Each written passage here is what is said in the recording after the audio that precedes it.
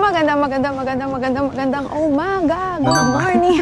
Ohayo gozaimasu. Kasi naman, ang ganda talaga ng umaga dito sa Aomori. Ay, sa Morioka, Iwate Prefecture. Kasi kahapon nasa Aomori kami. Pati sila nalilito na, Oo, no? sorry. Ganun na sila. Nasaan na ba sila? Morioka, Aomori. At ngayon, pupunta naman tayo sa Akita, our 33rd prefecture. Yes! Sorry na guys, kasi pag ganun-ganon nga kami. Tapos, sobrang solve kami sa Weeping Cherry Blossoms. My new favorite right now, kasama ng Wisteria. At hindi pa doon natatapos kasi pupunta pa tayo sa Akita today. At meron doon, syempre maganda rin doon, sigurado na ako. Pinamunahan ko na. Hingal ka? Oo, hiningal ako. Right now pala guys, gusto lang namin ibalita, April 24, 2026, nag-top 50 po ang Datara Podcast sa Spotify.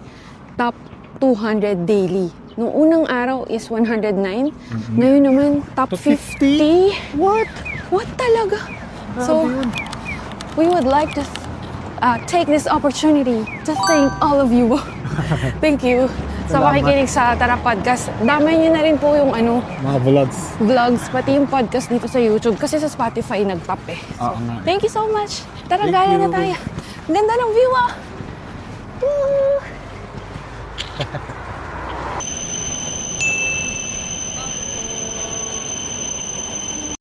Yung sasakyan natin papuntang Kakuno dati and then papuntang Akita ay si Catdog. Bakit ba siya natin tinatawag na Catdog? Kasi dalawa siya. So maghihiwalay siya. At maglakad na tayo kasi doon tayo sa dulo. Tara! Doon tayo sa unahan talaga sasakay. Ang cute. Let's go! Iwan tayo.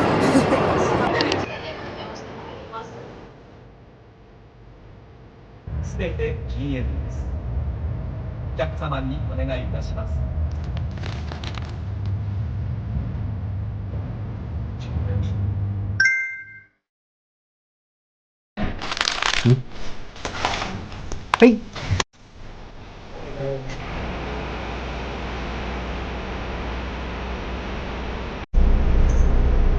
Ganda.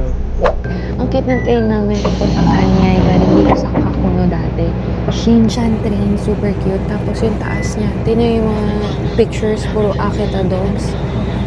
Cute. Wala pa tayo sa pupuntahan pero natutuwa na kami dito sa train pa lang. Ganda. Ganda. Parang scenic train na nga rin. Kasi kita mo yung buong paligid. Wow. Nasa na isang train. Ayun. Akita Jomongo. Wow. Tapos nagre-reflect si Shinshan.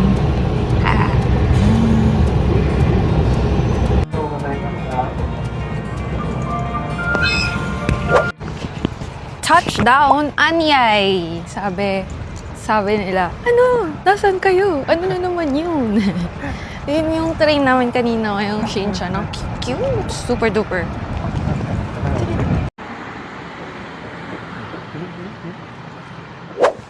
Hi guys! Nandito tayo sa Anyay. Kahit kami ngayon lang namin nalaman ang place na to be honest. Dito pa rin tayo sa Tohoku region at nasa Akita Prefecture na tayo. Ang aming 33rd prefecture here in Japan. Yeah. Nag-stop by lang dito for cherry blossoms pa rin, no? And may river doon sa aming kanan. Kaso lang, dahil sa hangin siguro. Oo. Medyo wala na yung mga cherry blossom kasi konti lang din yung mga green-green. So, feeling ko, talagang may malakas na hangin kahapon kasi kaka-full bloom lang nito eh. Tapos doon naman sa likod kanina doon, merong weeping cherry blossom. So parang halo siya ng Yoshino cherry blossoms tsaka weeping.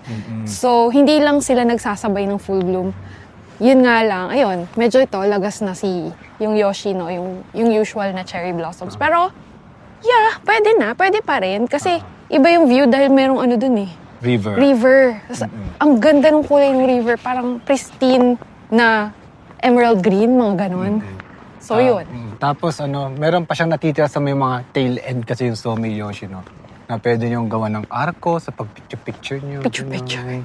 Yun. But anyway, check na ang ating 33rd prefecture, Akita. So, mamaya, lunch na tayo at babalik sa ating Morioka sa Iwate Prefecture. Doon tayo nakastay. So, for now, pahangin muna kami dito and see you later. Yes! Tara! Tara! Shiba Inu desu! Hey! Kawaii desu ne! Shy! Hi! Cute! Hi! Hi! Konnichiwa! Cute! Nakapagpa-picture kami, guys. Sorry, hindi pala sila Akita. Shiba Inu. So, dito pala, guys, is, kanina, ang ganda na nung train ride namin. Ang ganda nung train mismo. Tapos yung dinaanan ng train, parang scenic train ride na rin siya. So, sabi namin, pagdating dito sa Ainay, Anyay. Anyay. Pagdating dito sa Anyay, bonus na lang kung makakita kami ng cherry blossoms. Sakto, hindi nga siya ganun ka-bloom, pero okay lang. Bonus pa na isa, ang ganda ng river. At isa pang bonus, nakapagpa-picture kami sa mga Shiba Inu. Tatlo sila. Ang cute! Bait ang may-ari Yes. Ano to? Masya, okay lang daw pag-picture. Ayun, oh. Masaya. Kahit quick lang dito. Tara, alis na talaga tayo. Kanina pa ako nagsabing babay, pero nag-vlogs pa ulit. Eto na talaga, lipat na tayo ng iba pang lugar. Let's go.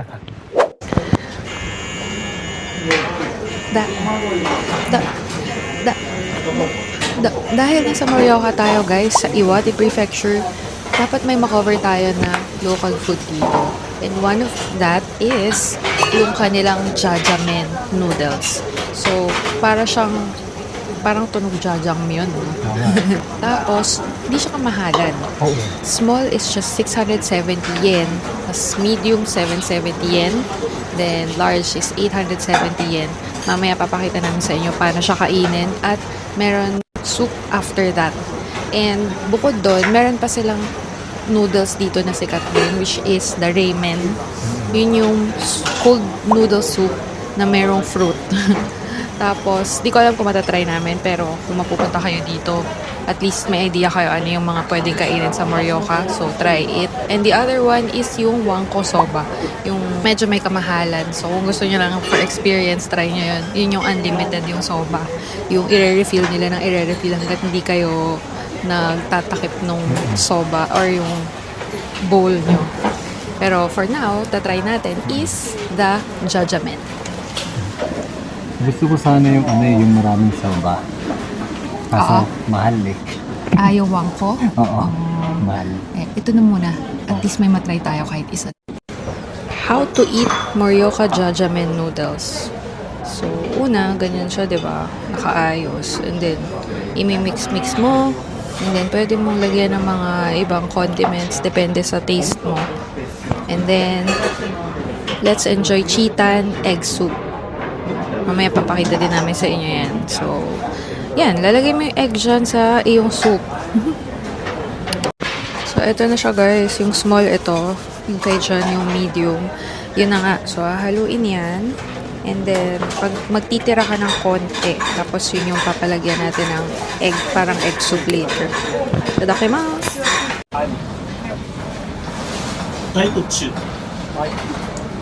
So, yung brown kanina is a special meat miso paste. Kaya, amoy miso siya. Tapos, basically, wala siyang meat. Kaya pala mura lang.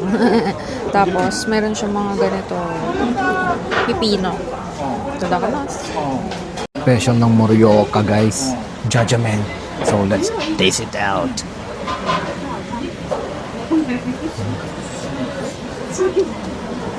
Ito siya. So, halo-haluin nyo, guys. Not bad, ha?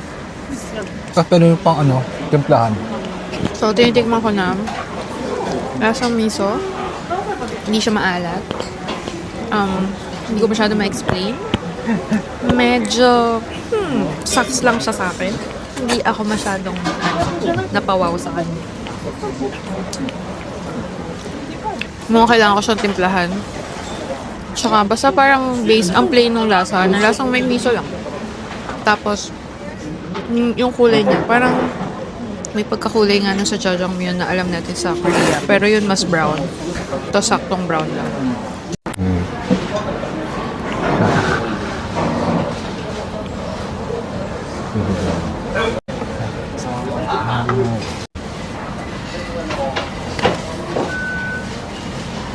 Maging egg soup na siya.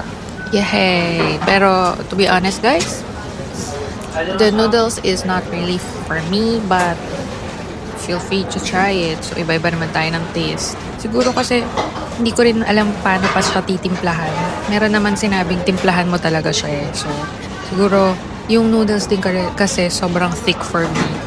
Not a fan of that eh. Pero not that bad, but I mean kanya-kanyang preference pa rin tayo, diba?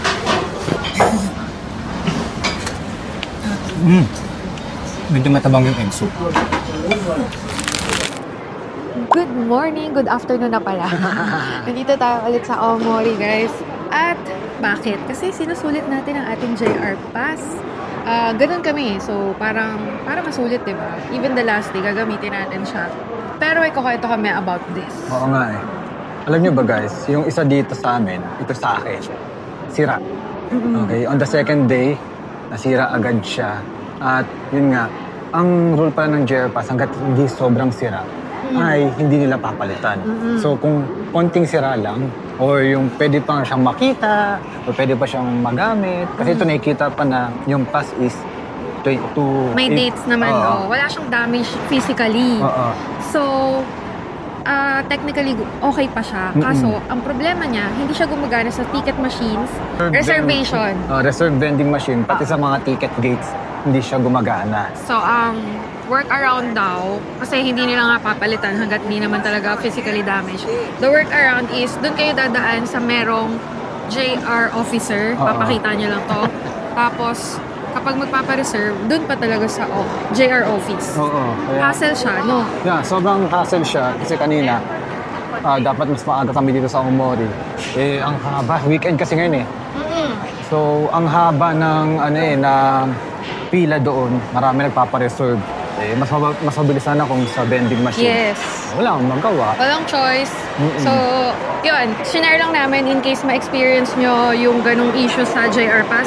But anyway, maganda pa rin talaga yung pass for, especially kapag gagala talaga kayo within ilang araw, tapos maraming travels, masusulit nyo siya. Yeah. So, tara, labas na tayo ng gate at gala pa tayo dito sa Aomori. Yes. Let's go! Punta nga doon sa ticket gate. Just a quick tip guys na sobrang simple lang. Nabubulol-bulol pa. Kung kaya nyong gumala during weekdays, do it kesa weekend. Kasi nung isang araw nandito kami sa Aomori at ngayon nandito kami on a Saturday, weekend, no?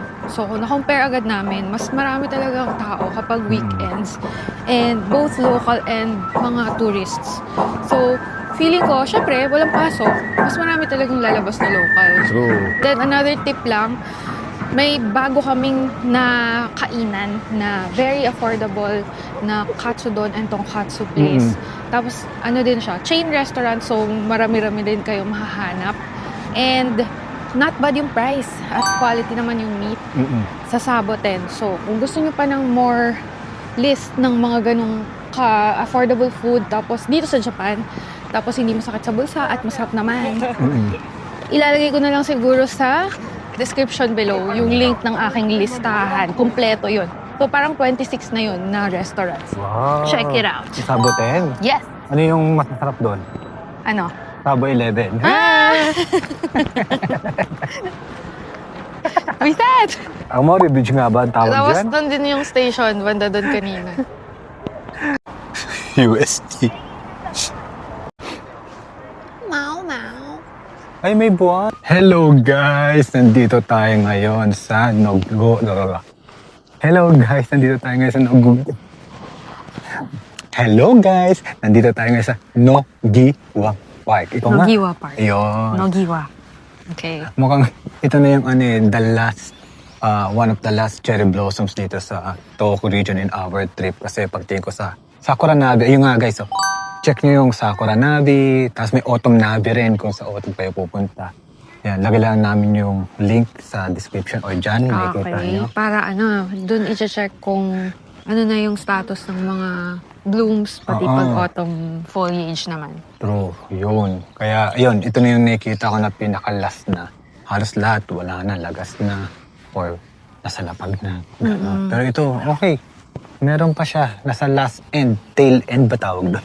Tail end. Yeah, ng Bloom. Kaya, ang saya lang. At medyo liblib. Oo. Konti lang tao dito. Oo. And mostly locals. Yeah. At ang mga pinupuntahan namin, sabi nga namin, ay parang halos konti lang yung pumupunta. Tapos kung hindi mga locals, parang mostly locals, tapos parang mga lolo at lola ang mga nakakasabay Oo. natin. Especially nung isang araw dito sa Tohoku region o Tohoku trip namin. Kanina, doon sa bus, parang konti lang din yung Nakasakay? mga kasing edad natin or lower. Puro Yes. mga ajushi at ajuma. And kung mga pupunta dito, either may kotse. Kung nakikita ko kasi may mga bata eh. Tsaka may nakaparking. Yeah, may parking dito. Ayun. Ang dami. Siguro mga 600 cherry blossoms to. Nabilang ko eh. Hindi, joke lang. Nasearch ko lang yan sa internet. Tsaka ang dami namin nakakasalubong na aso. Oo. Ang cute. Yeah. So yeah. Tohoku trip is really going very well. Malapit na matapos, but stay tuned kasi hindi pa dito matatapos ang mga kaganapan. Okay? Okay. Lakad-lakad pa tayo dito. Yes. Ano natin? Ano tawag doon? I-feel. I-feel natin. I-imbibe. Imbibe. I-imbibe natin ang last blooms na makikita natin this year. Probably next year na yung susunod. Diba? So enjoy tayo. Tara! Tara!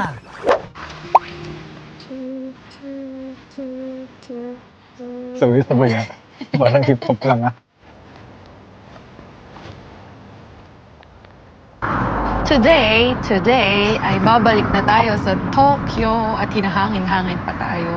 At habang nakatingin ngayon sa Mount Iwate for the last time. And that means tapos na ang ating 5-day Tohoku trip at nabitin kami. We Sobra. love Tohoku. Hindi ba? Sobrang nabitin ako guys. Yes. As Hindi in- pa nga natin naikot si Morioka itong pinagstayan natin. So, yeah, we love our stay here in Tohoku, aming gala ng Tohoku region. Sana may nakuha kayong mga kahit papaanong tips and guides sa aming Tohoku trip. And hindi pa tapos dito ang series na to kasi babalik pa nga tayong Tokyo, which means meron pa tayong mga i-share na vlogs, tips and guides pagbalik natin doon. Okay? Okay. So right now, titingin muna kami kay Mount Iwate, magte-thank you, magbababay, and we will be back here in Tohoku. Definitely. See you later. Tara! Tara! Bye-bye, Iwate-san! Bye-bye, Morioka. Bye-bye, Iwate-san. Bye-bye, Tohoku region. See you again!